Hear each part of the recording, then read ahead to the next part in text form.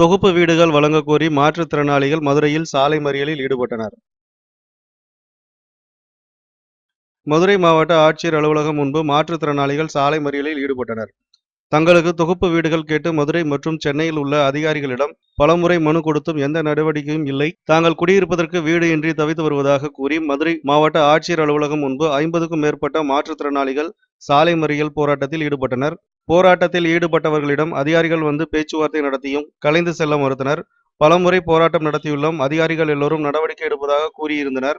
ஆனால் இதுவரை எந்த நடவடிக்கையும் எடுக்கவில்லை என கூறி நீண்ட நேரமாக சாலை மறியல் போராட்டத்தில் ஈடுபட்டனர். இதனால் மதுரை மாவட்ட ஆட்சியர் அலுவலகம் முன்பு நீண்ட நேரமாக போக்குவரத்து பாதிக்கப்பட்டது.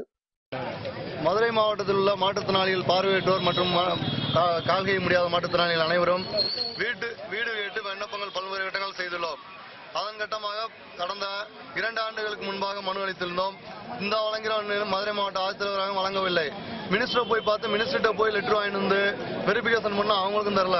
இப்போ என்ன சொல்றாங்க, இன்னும் ஒரு 10 நாள் டைம் வேணா, இந்த 10 நாள் டைம் வாங்கிட்டு அவங்க வாட்டு போயிருவாங்க. பார்வையற்றோர் வீதியில தான் என்னைக்குமே போராட்டம் பண்ணி தான் ஒரு சலுகை வாங்க வேண்டியிருக்கு.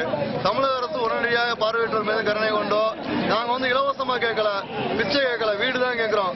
என்ன அரசு விதிக்கும் விதிமுறையோ அரசு விதிமுறை கட்பட்டு வாடகை கட்ட நாங்க ரெடியா இருக்கோம். எத்தனையோ வீடுகள் எத்தனையோ கவர்மெண்ட் ஸ்டாஃப் அரசியல்வாதிகள் வாங்கியிருக்காங்க. மாற்றுத்திறனாளிகளுக்கு ஒரு சிறப்பு ஒதுக்கீடு பண்ணி மதுரை மாவட்டத்தில் வழங்கினா எங்களுடைய போராட்டத்தை நாங்கள் இதோட விரிச்சுக்கிறோம். இல்லைன்னா போராட்டம் தொடரும் என்பதை இதன் வாயிலாக தெரியப்படுத்திக்கிறோம். இன்னைக்கு அதுக்கு சாலை மறியல் பண்றோம். எங்களுடைய சாலை மறியலை கலைப்பதற்காக ஆர்டிஓ போலியான பேச்சுவார்த்தை நடத்தாங்க. எங்களுக்கு இந்த பேச்சுவார்த்தையில் உடன்பாடு இல்லை.